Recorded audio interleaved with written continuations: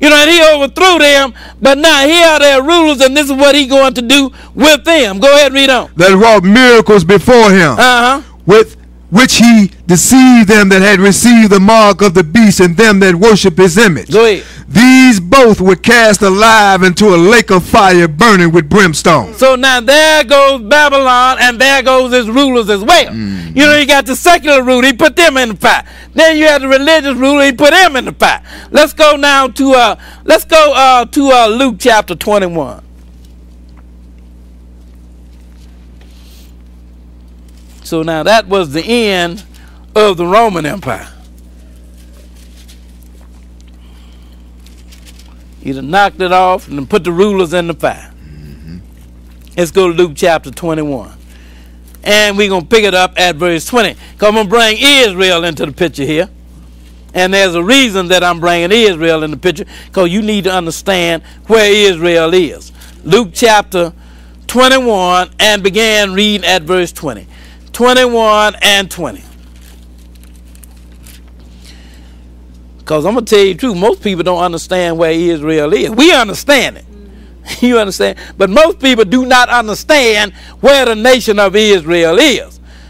But I know you understand it because you've been around for a while. But now, just so everybody will understand where Israel is, let's go to Luke 21 and verse 20. Go ahead and read. And when you shall see Jerusalem compassed with armies, then know that the desolation thereof is nigh. Now, you know, this happened in 70 A.D., but I'm going to show you what happened with Israel. Pick it up at verse 23 now. Go ahead and read. But woe unto them that are with child, and to them that give suck in those days. For there shall be great distress in the land and wrath upon this people. Now, we still dealing with 70 A.D. here. And everybody need to understand that. And I said that people don't understand it. And the reason I know they don't understand it is because they messed prophecy up. If you understood where Israel was, then maybe you wouldn't mess prophecy up so bad. Because as I said earlier, you know, Israel, all of this, the coming of the Lord and Israel, they are synonymous. Now it said, you know, and then Israel gonna give suck as those days, and there shall be great distress in the land and wrath upon this people. Who is this people? Israel. Go ahead and read. And they shall fall by the edge of the sword. Now he's talking about Israel here. They would fall by the edge of the sword. Go ahead and read. And shall be led away captive into all nations. And they will be led away captive into all nations. It's 70 A.D. we're looking at here. Go ahead and read. And Jerusalem shall be trodden down of the Gentiles until the times of the Gentiles be fulfilled. Now, you know when the Gentile time will be fulfilled? At the coming of the Lord. Meaning Israel would not be in the land until the Lord make his coming. That's where Israel. Most people don't understand that. And the reason I know they don't understand it, because they said Israel was gathered in 1948 when they set up the state of Israel. But here we find out that Israel would be scattered into captivity until the coming of the Lord. That's right. Now, when you understand that, that'll help you understand some other things. But if you don't understand that, then you don't understand some other thing. And I'm going to show you what I mean by that in a little bit. But let's go now to Luke chapter 13, and we'll pick it up at verse 34. Luke 13, and we'll begin at verse 34. This is another thing that people don't understand either. Luke chapter 13, and we'll begin reading at verse 34. Show you who it is that's going to gather Israel. Because people don't understand that. They really don't. You know, if you saying Israel was gathered in 1948, then you don't understand this. Let's start reading at Luke chapter 13, verse 34. Go ahead and read it, bro. O Jerusalem, Jerusalem, which killeth the prophets. And that's what Israel have always done. They have always killed those that were sent to them. Go ahead and read on. And stone is them that are sent unto thee. How often would I have gathered thy children together as a hen doth gather her brood under her wings, and you would not? Now, who is this that's talking about gathering Israel? It's Jesus, isn't it? And we're going to show you in a little bit, Jesus is not going to gather Israel until his return.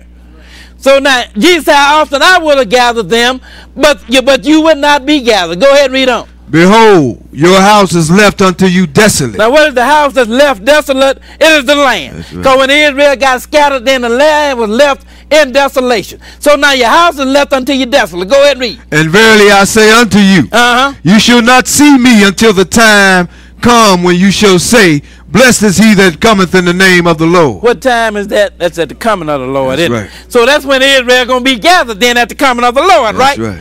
Let's go now. Let's go and look at it again. Let's go to Joel chapter 3. And we'll begin reading this time at verse 1. Joel 3. And we're going to pick it up at verse 1. 3 and 1. So now Israel been scattered, and they will not be gathered until the Lord come. I want you to keep that in mind, because it's going to help us to understand something else later in this lesson that most people mess you up with. Let's go now, Joel chapter 3. And we'll begin reading at verse 1. Joel 3 and begin at verse 1. Okay, go ahead and read. For behold, in those days and in that time when I shall bring again the captivity of Judah and Jerusalem. Wait a minute, this last day stuff we're reading about here, people. And here the Lord is talking about in those days and at that time when I bring again the captivity of Judah and Jerusalem. In other words, when he bring them back. You know, Jesus said they would be scattered until the time of the Gentiles, didn't he? So now this is dealing with when he bring them back from that captivity. Go ahead and read on. I will also gather all nations and will bring them down into the valley of Jehoshaphat. Wait a minute, in 1948, wasn't no all nations brought down into no valley of Jehoshaphat. You know what the valley of Jehoshaphat is? It is a valley that is near Jerusalem. That's now right. He said, and I will also gather all nations. And at that time now, I'm going to gather all nations and I will bring them down into the valley of Jehoshaphat. Go ahead and read on. And will plead with them there for my people and for my heritage Israel, whom they have scattered among the nations and parted my land. Wait a minute, you mean when the Lord bring all these nations? That means Israel ain't been gathered then, right? He said, then I'm going to plead then for them, that they have scattered among the nations. You understand?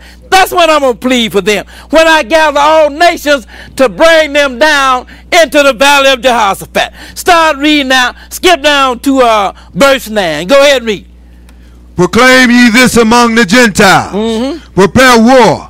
Wake up the mighty men. Let all the men of war draw near. Let them come up. Now the Lord is bringing all nations down into the valley of Jehoshaphat here.